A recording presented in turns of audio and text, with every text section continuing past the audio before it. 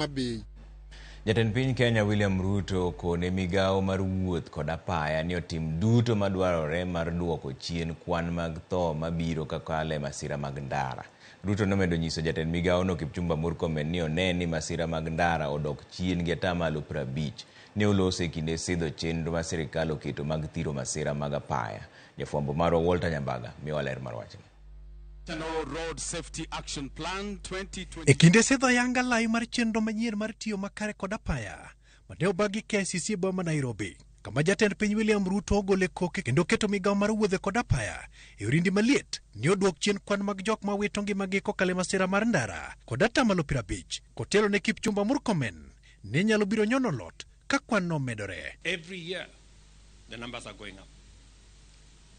Waziri and your team, the numbers have to come down. 1 year from now, we will have another meeting. And in that 1 year from now, Kipchumba Murkomen, you better come and report to us that the numbers are coming down. Otherwise, you will be in a lot of trouble. Jatend piny ochiko migawo mar wuodhe mondo chak chiwo kum mar fwai makanyo kanyo ne jok mokadho chike mag apaya kolero ni rito ndalo 90 bor kaka osebed ka itimo. We have discussed, we have talked about instant fines for a very long time. Waziri, please, instant fines, 90 days is too much time for you to wait. Let's do it so that we can get everybody behaving because they know somebody is watching them. In this strategic plan, the driver and the rider are at the center of this strategic plan, Your Excellency. Sirikal koni biro guro picha mag dede konde mag apaya ma ogudhore kod kuonde manyalo kelo masira mag apaya kaka yor kedo kod tho ma oyaye.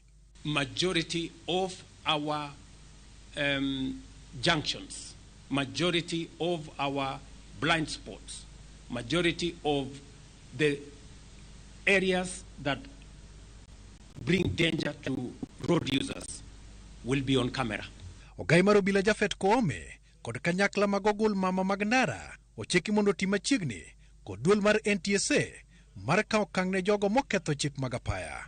There has been some disconnect, sometimes competition between these two agencies.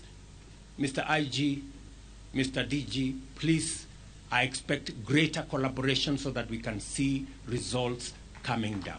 In many of our matatu termini, there are wines and spirit shops. The drivers and touts, as they wait, isn't it? Forward circle, my friend. As they wait, wanakunywa, and then they go and drive those vehicles. Your Excellency, I have closed 150 of those wines and spirits that are at matatu termini. Derepe majandiwo mang'wel koneno bila mag ndara okon mondo tang' ka kuonde mag kuota ndiwo mantiere kuonde midhe geche bende olor. In the public sector, our justice, law and order agencies must coordinate the sustained robust law enforcement by ensuring that offenders are detected, apprehended, prosecuted, punished swiftly and transparently. Corruption is an enabler of impunity. Sirikal koro medo golo siem ne derepe maluchore kendo buto koneno gulmama kendo kwepo mondo minongi ka sirikal otelo ni ng'ech neno koda wang'e.